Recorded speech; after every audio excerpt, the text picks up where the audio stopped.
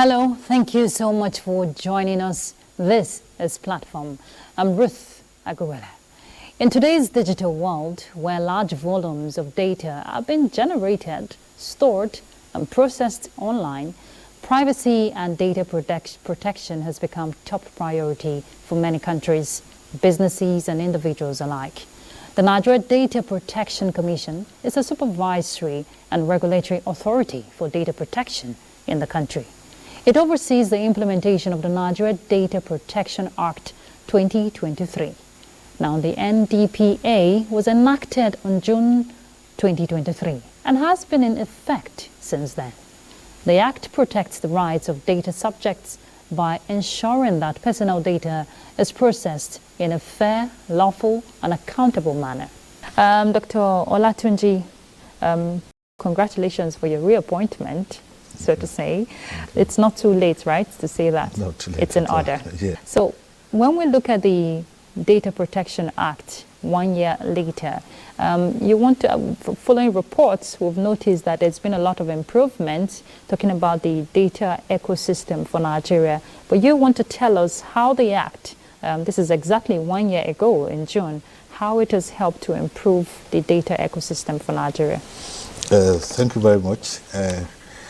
Well, I'm really excited to be here today and to share some of the insights to our activities in the last 1 year when the Act was enacted and now. First, we need to give kudos to Mr. President, President Bola Ahmed Tinubu, GCFR, who took it upon himself to sign the Nigeria Data Protection Act 2023 within 2 weeks of coming to the office. The common thing that you see all over is when a new government comes in and there's an ongoing process by a former government. Usually they kind of jettison the ongoing processes, but in his own case, he saw the light in the importance of data privacy and protection and what that act is going to do in Nigerian economy in this country. So we need to really give kudos to him. And to a large extent, that has given the work of the commission credibility, because when we were a bureau, there was this problem of legitimacy. A lot of people say, oh, you're just operating without a law. How do you want to actually defend your work? Or you're working with a regulation which may not have international recognition. But with the Act, the position of the Data Protection Authority in Nigeria, which was the bureau then, which has now transitioned to a commission with the Act that was signed by Mr. President, there is that legitimacy, that the instrument of office, instrument to operate as a country. And in terms of recognition within Nigeria and outside, it has given us a lot of mileage. For instance, something as simple as joining the Global Privacy Assembly. Before you could be admitted as a member of the Global Privacy Assembly, you must have a national legislation on data privacy and protection. You must have an independent data protection authority. You must have an enforceable data protection right of data subjects. And we applied as a bureau. Our application was rejected. Well, a month after the Act was signed by Mr. President, immediately we were accepted as, Nigeria was accepted as a member of the Global Privacy Assembly. Now, in terms of enforcing the law itself, through a lot of judicial pronouncements, it has now been properly recognized that Nigeria has a law on data protection and privacy, and there is an institution, an independent data protection authority. In terms of foreign direct investment, a lot of development partners, a lot of countries, a lot of investors, where you don't have a national legislation on data privacy and protection. More like we are talking about digital economy now, they don't want to invest in your country because that trust and confidence, which is the foundation of any digital economy, would not be there, because there will be this doubt that, oh, if anything goes wrong with my transaction, more important in the area of my personal identity, where do I go for recourse? Is there any law that could be applied to give me succor? In that sense, we have that in Nigeria now, which we didn't have before. A lot of, in fact, in the area of cross-border transfer of the data, we are talking of international trade, where a lot of data moves from one country to another, or in between different countries.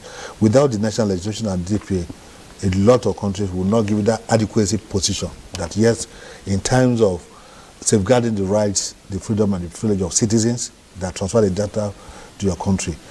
That is now happening in Nigeria because we have that adequacy decision level now, which was not there before. These are some of the things, even in Nigeria, in terms of our interaction with a lot of regulators. Well, part of what we have done is to have a roadmap, and one of the major pillars is to work with partners under cooperation and collaboration. A lot of regulators then visited them, creating awareness. They didn't really see us at okay, but now a commission, they're giving us that respect, and we're working together. We're going to delve into the issue of the collaboration. You break it down, and the awareness, which is very critical. Let Olajide come in now. Okay, many thanks, Ruth. And Dr. Vincent, with like 500,000 data controllers and processors, and with just 10,000 of them licensed or certified, what strategies is the Commission employing to leverage on this wide gap, to create employment based on the vast opportunities embedded in the sector? Thank you. If you look at Pillar 2 of Mr. President's the New Hope Agenda, it's about economic growth and job creation.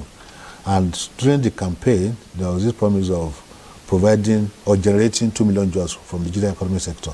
This is one sector that can generate 500,000 jobs, which we have rightly alluded to, in the sense that all data controllers and data processors in Nigeria, by Section 34 of the law, must appoint their data protection officers. The data protection officer oversees an average organization's data processing activities.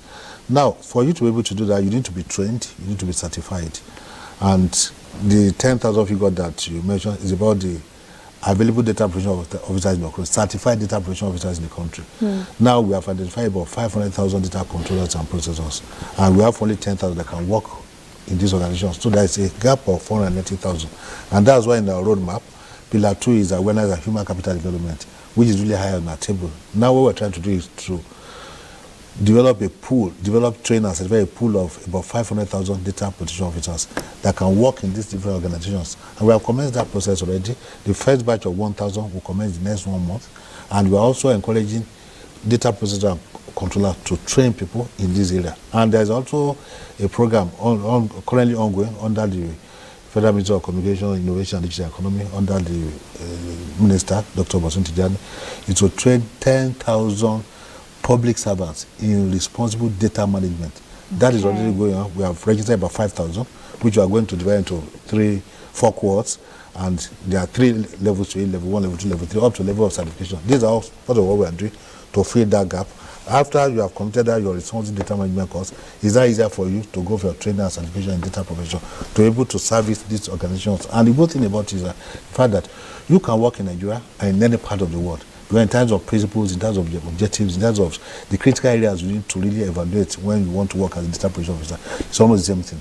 All you need to do is to adapt to the local laws of any country where you want to work. And even before when we started now, about 4 of our staff have gone to different places to work. That is part of job creation. In addition to that, the licensed DPCOs, these are private sector organizations that are working and carrying out compliance as a service to data controllers and processors.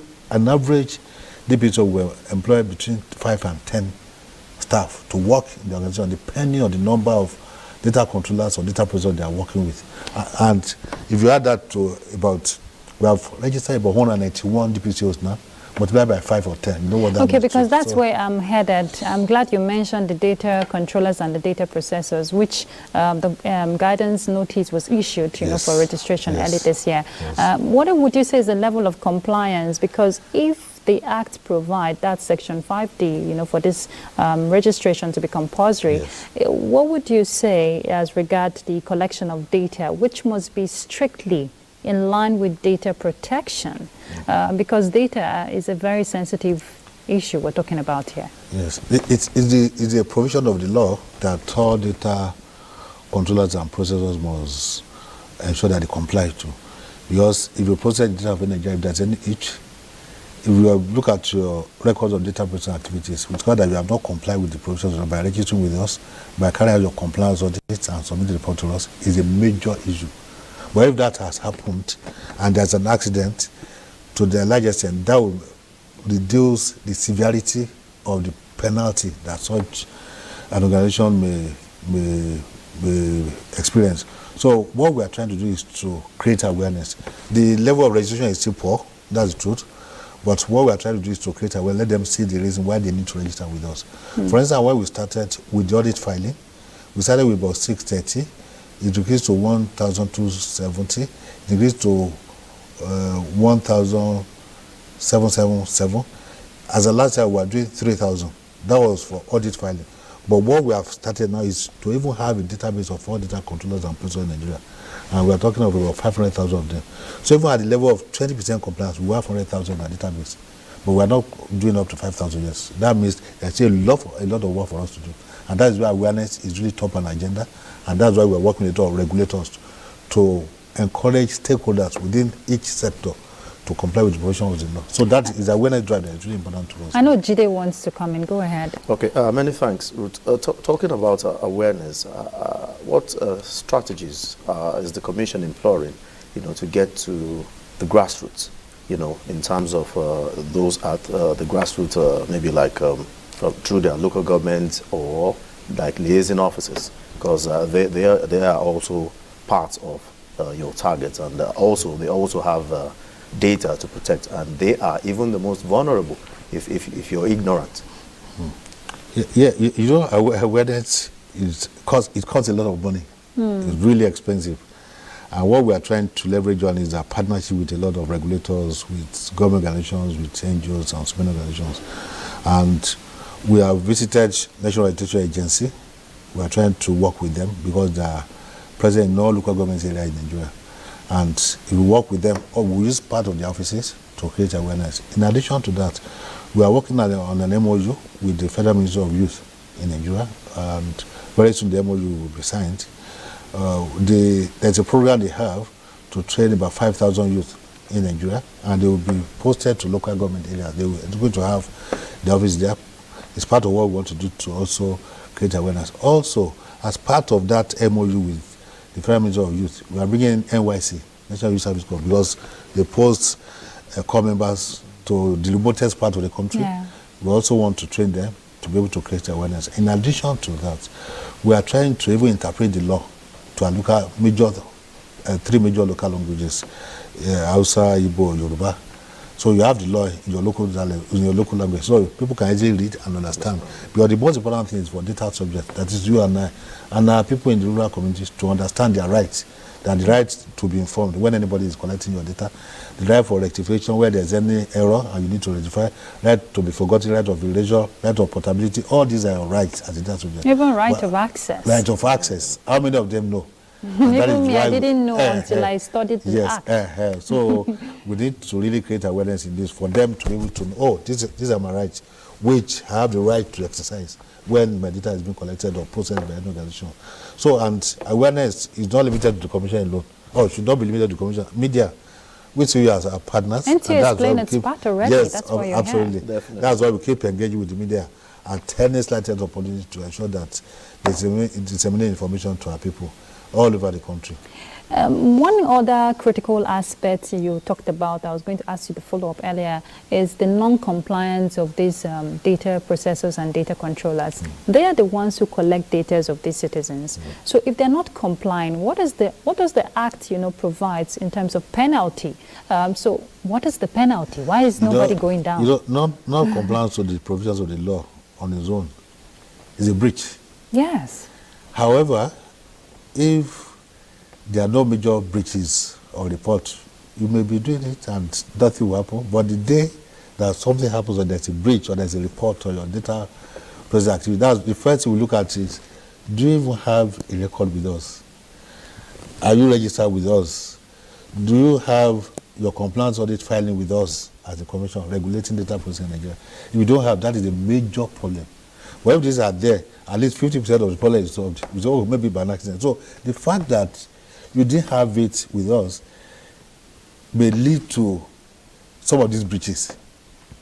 So anything we see, we now evaluate your total data processing activities. It's just like somebody running traffic light. You are caught by a traffic warden.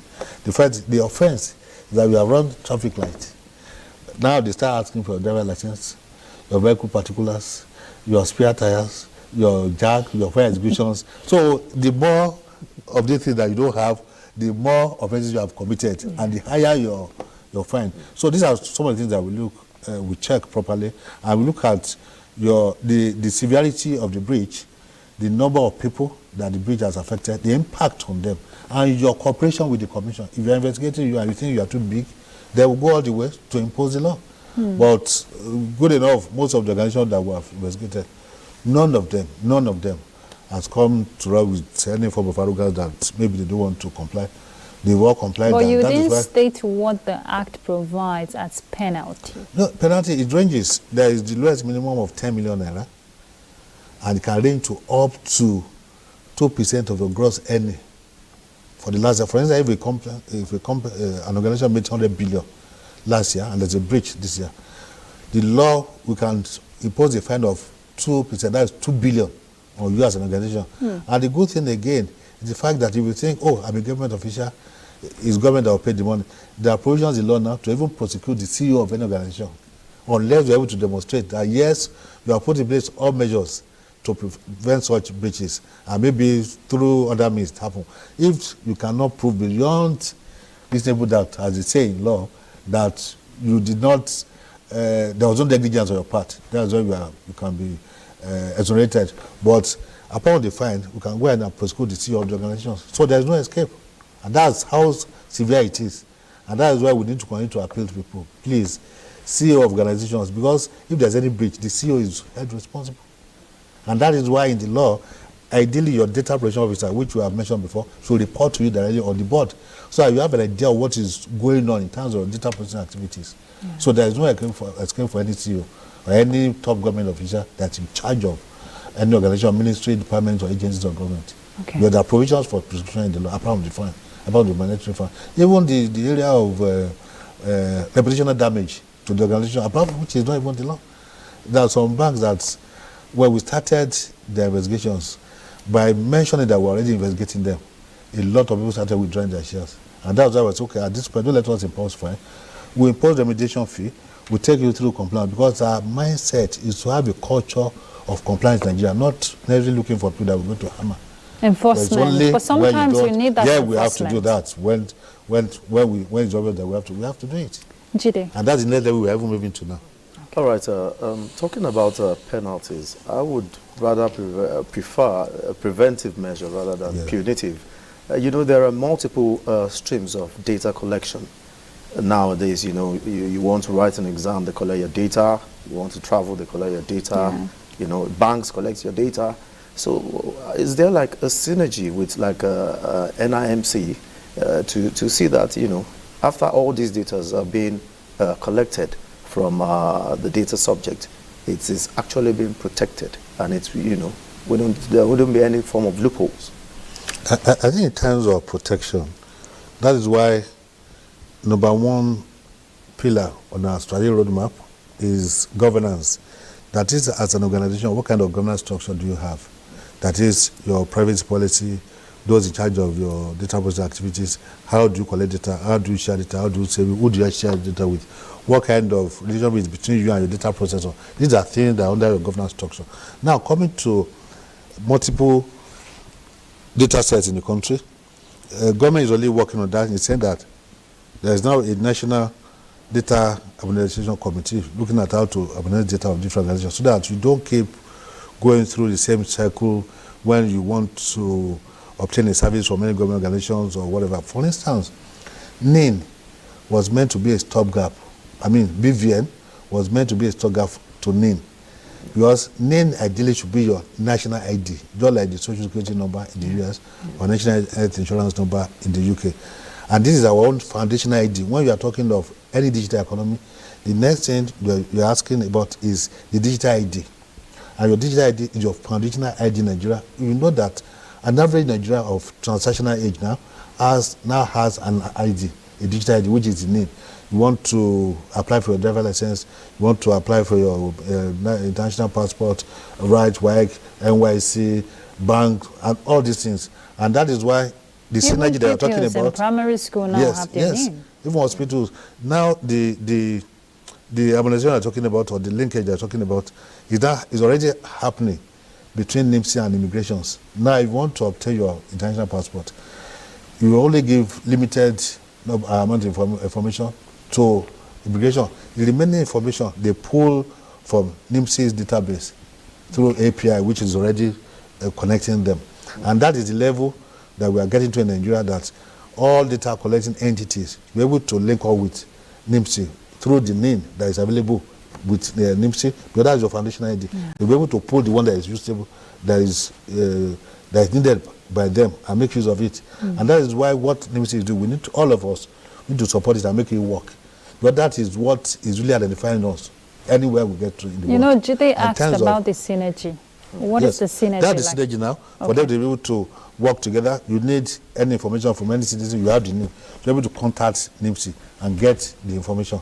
And it has to be done in a safe and secured manner, in a way that is not exposed to bad actors or those who can use it for any malicious means. Those are the things that we need to put in place. And that's why we keep working with NIMSI at every step to see that what they are doing is right and within the provisions of the law.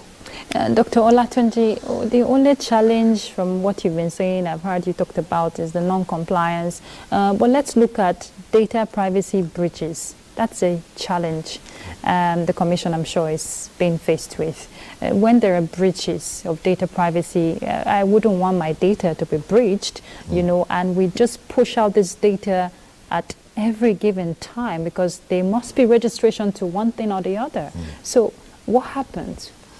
Now, in terms of breaches, we've investigated a lot of organizations, over 1,000, but most of them, all the digital lending companies that will give loans to people, start harassing them if they default once or twice.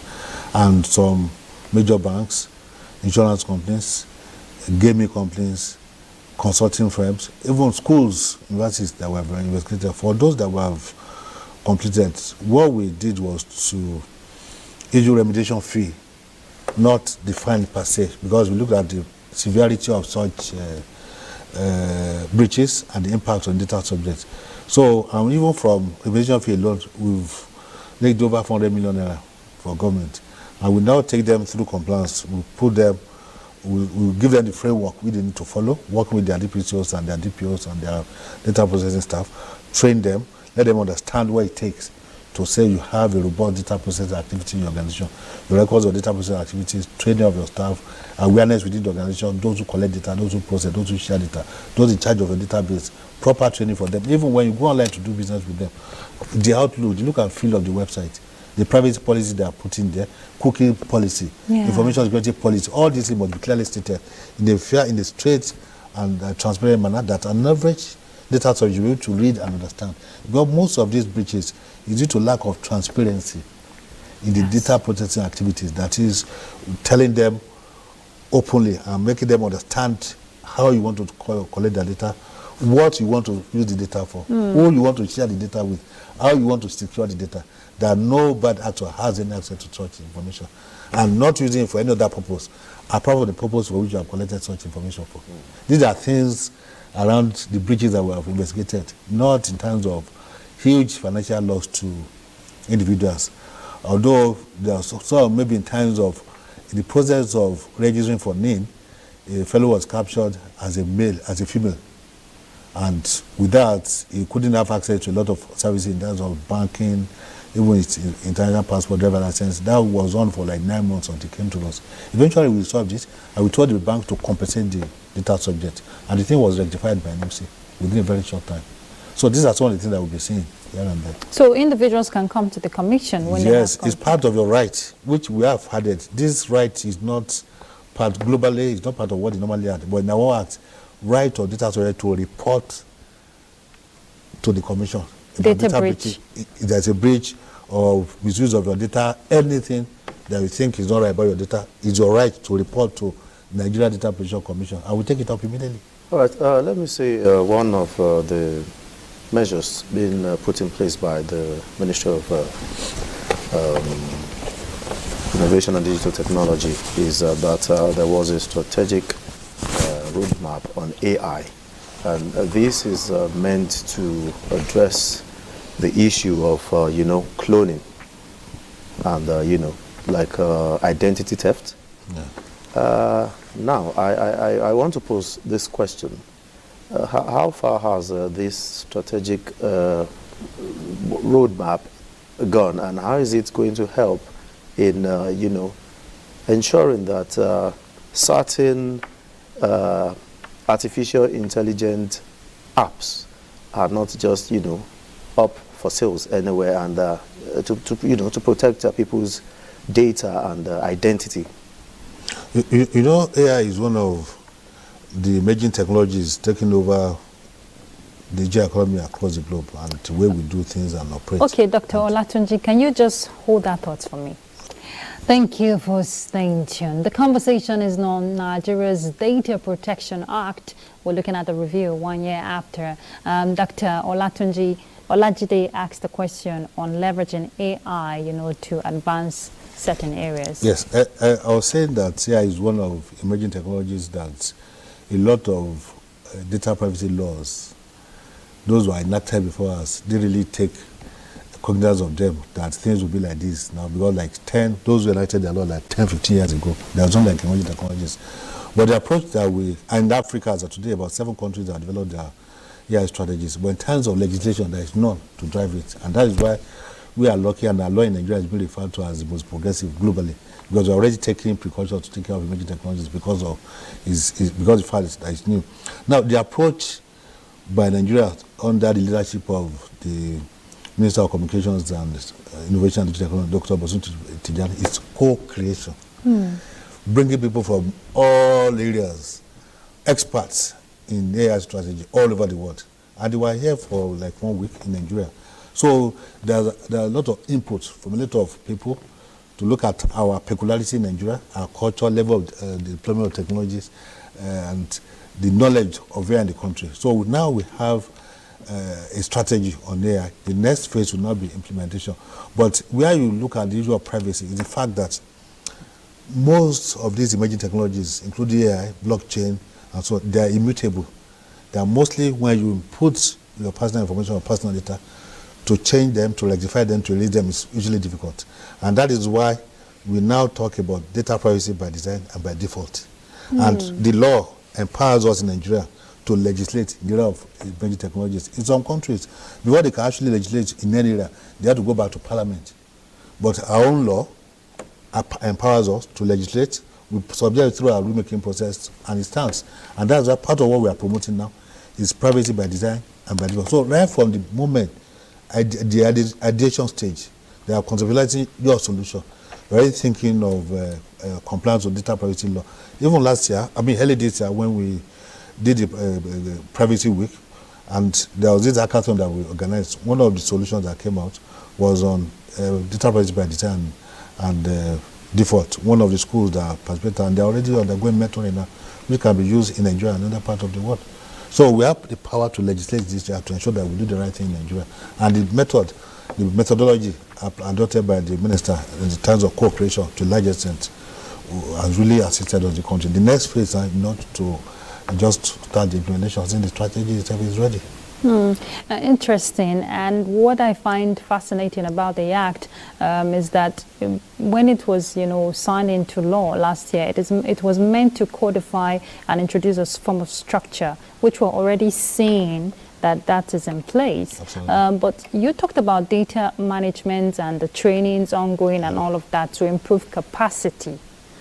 But can the Commission handle it on its own? Are you looking at partnerships with other, development partners, maybe international communities or other countries? Yes, the partnership with stakeholders within and outside the country is huge on our agenda. And that's why, right from the beginning, in terms of compliance, we have been licensing DPCOs. And in the area of training, is mainly the work of the DPCOs. When you say DPCOs, we that were not ICT inclined. Data protection compliance organizations. What they do is to offer compliance as a service to data controllers and processors. And part of their services now is training. And even the process that we have put in place in Nigeria to have a national certification process. Your writing external exams can be expensive. I wrote my own with about $1,000. I maintain with about $100 every year. That's about 1.6 million. How many people can afford that in Nigeria? So we will now have a national certification process as DPCOs that will train those who write the exams. And the same thing with this responsive data management course. is being handled by data.org. It's the globally recognized training institute in the area of data. And it was actually facilitated by the Honorable Minister, Dr. Bosun Tijani. And that's why we are trying to train about 10,000 Nigerians. And with this, it's just like laying the foundation for responsible data management, that if you are responsible for data management in your organization, there are some basic things you need to know. And you can now do up to the level of certification, and they can now come for the DPO certification, data privacy certification, which we're also putting in place. So it's like bringing everything together. And by the way, on the AI and strategy that we mentioned, Nigeria will be hosting NATPA this year. The focus is on data privacy and artificial intelligence. Bring all African countries together to look at where we are in Africa and where we are headed as a continent, on the way we are using AI, the place of privacy and protection there. And that's the All African Data Protection Authorities. Commissions. And we hear about 30 countries will be participating. And it's good news and highly commendable for the commission that Nigeria has been given the hosting rights. Yeah. And you want to quickly just tell us what to expect there? Yeah, thank you. NATPA, that's the network of African Data Protection Authorities. It's made of, as I mentioned, made of about 30 African countries with their national legislations on data protection and with their independent data protection authorities. We meet on an annual basis to look at activities in the different countries for peer review and to look at Africa as a continent. Where are we in terms of data privacy and protection? Where are we headed? What strategies do we need to put in place to ensure that in terms of continental approach to data protection and privacy, that protect the interests of our people, about 1.4 million people in 54 countries.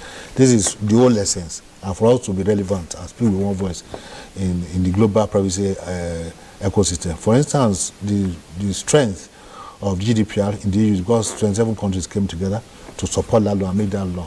And there are just about 447 million people. Unlike our own, we're about 1.4 billion people. Huge population. So it's like bringing all of us together. So on an annual basis, we meet to look at activities. And as a country, if you're a member and they've seen progress, traction in what you are doing in your country, you have to bid for you to be given the hosting right. So we did it this year, and we won the hosting right at the last meeting in Nairobi. So about 30 countries will be coming to Nigeria for that meeting, and development partners are coming, investors are coming. It's like bringing the whole world in data privacy ecosystem to Nigeria. Wow. They will be here for 4 days, and speak a lot to the value that we have added to the global privacy ecosystem that is Nigeria, and the respect that we've gained within the last 1 year of having this law. And it speaks to even our tourism, our culture, the narratives about Nigeria, perception about Nigeria, that's bringing a lot of people. You can imagine what we do to our hotel and hospitality industry. It's huge. And that's why we'll be discovering a lot of development partners, organizations to partner with us for us to be able to have a successful hosting of all the African countries and by extension, the international community in the global privacy space. So it's like bringing all of them together in one room to deliver, and it's huge for investors, for development partners, for those who want to do one thing or the other in African countries. You can imagine traveling to about 30, 50 African countries, and we are now bringing all of them in the room for investors. So it's huge for us, and we are going to work with all partners to ensure that we make it a success for the country. All right, still talking about the hosting of the meeting next year. What is the Commission doing to ensure that, one key word that you always use is trust, to ensure that once they come, they see the trust, and, it will bring a ripple effect in terms of foreign direct investment? Yeah, it's all about planning, involving all the necessary stakeholders, because the moment we want it, when I'll keep telling people that it's not about the Commission. Now it's a Nigerian thing. And as many organizations we feel are relevant, we're going to involve them in the private sector, in the public sector, ministry, department, and agencies of government that we think are relevant to what we are doing. For instance, if we are doing such a thing, the tourism and culture ministry, they have a role to play. Ministry of Foreign Affairs, they have a role to play. Immigration, for instance, they have a role to play. NTA, they have a role to play. Investors, multinationals, development partners, all of them, even ECOWAS. When we look at Nigeria, West Africa, before the whole of Africa, all of us have roles to play. And that's why we have started engaging with proposed partners who work with us to make it happen. It's not about NDPC alone now. It's about Nigeria and what we can offer the whole world. So it's big. So it's not on the any other. So proper planning, and that's why we have started the planning immediately after we came back. We even met with the board of NATPA last week, Saturday. Last week, the last public holiday. We were working. We met with them. We met the board, and a lot of things are really coming. The theme, which I said, is all about artificial intelligence and data privacy in Africa. Look at where we are and what we need to do. Okay, we expect positive outcome when the time comes. But let's turn our attention to the issues on ground. Yes. The Commission, I understand, partners with the CBN, SMEDAN. Earlier we talked about job creation. Today asked the question about job creation. And we know these are institutes, or rather organizations that collect data, or, they work with other bodies that collect data for interventions, especially SMEDAN and even the CBN you collaborate with. How is the Commission ensuring that there is total compliance as to when they collect this data from citizens for the purpose of interventions, they are being secured? In terms of compliance, the regulators are more likely to encourage their stakeholders or players in each sector to comply than for us, just you must comply. So the approach is, who are the regulators for each sector that we need to work with? 3, we are going to develop sectoral guidelines to make it simple and straightforward for each sector. For instance, the parameters that we evaluate when carrying out compliance on this is about 67. A lot of organizations don't need up to 67. If you are in medical sector and the kind of data they collect is even, we refer to it as sensitive data, you don't need up to 25, 30 questions to run through your data processing activity. If you are in a Greek, if you are in net, so there may be different parameters. So these are the things that we have laid down. Now, what we have been doing is to work with regulators for each of these sectors to even develop MOU with them, to guide the way we work with them, to implement, to deepen data privacy and protection in the area. For instance, we have an existing MOU with FCCPC, that's the Federal Consumer Competition Protection Commission. Yeah. We have a MOU with SMEDAN. For SMEDAN, there are about 40 million SMEs that collect and process data of Nigerians. You can imagine how massive that is. That's why regulation is key. Yes, we have one with Lottery Commission. About 60 million Nigerians are into one gaming or the other every month. You know how huge that is. I mentioned that we're already working with the Ministry of Youth. You can imagine the number of youth in the country. NYC. So these are things that we are trying to do to ensure that regulators for each other, even CBI, we have an existing working relationship with them.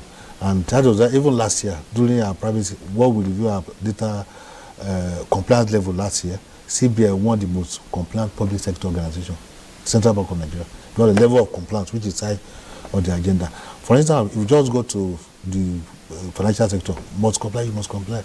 Without involving CBI, there will be a problem. Even how about insurance? We're already working with NICOM. We'll be seeing them very soon. We were there last year, but we are going back to ensure that we have an MOU for insurance sector to comply. How about hospital management? There's this hospital records management board. We're already working with them. A lot of organizations like that. We believe the best thing is to look at the regulators. They know, understand the mindset of their stakeholders. They are the ones that will push them to even comply. So the regulators, if I understand, they fall under the data controllers. They are data controllers. They determine the way marathon data is being used. Even for telcos now, look at NCC. We are even under the same ministry. So all the telcos, NCC will have to let them know what to do. You understand what I'm saying? So that's why it's really important for them to understand what we are doing, and they will now encourage their data processors or data controllers to comply with the provisions of the law. Doctor, how does the Nigeria Data Protection Act address international transfers? Because of, you talked about 30 countries now coming together. Is there like a synergy and the exchange of, maybe responsibilities when it's across borders? Yeah, if you look at Part 8 of our law, it's all about cross-border transfer of data. And for us as a commission, we have the power on adequacy decision on which country that where data of Nigeria has been transferred to look at the level of adequacy in terms of security of such law, of such data, in terms of trust and confidence in our system. And there are some parameters we need to evaluate in terms of enforceable data subject rights in the country, look at national and enforceable data protection law, which is really important to look at business corporate existence of an independent data protection authority, that is NDPC in Nigeria's case. Look at business corporate rules, which may be for multinationals. Look at standard subcontracting clauses, which may also be for companies. Look at different certifications that you may want to use. These are things that I look at to determine adequacy level for any country where your data is being transferred to.